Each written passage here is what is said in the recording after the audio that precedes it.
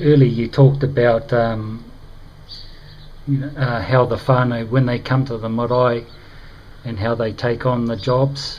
Yeah. How does that work?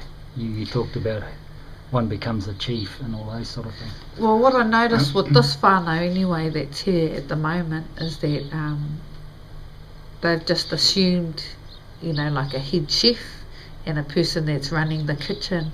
And so she's become the person that's assigning jobs to other people. Yeah, okay, you do this, you do that. And it's become more of a coordinated effort. Yes. Whereas in various other hui, you have people that'll just come back and just do as they please. And things have become a bit of a mismatch here and there. Our pokai is pretty good. We have a toilet crew, and we have a kitchen crew, and a hangi crew. So those people become, it becomes easier to communicate what you want from those areas. Yes. So this is where you put your scraps for when you do your peelings. Yeah.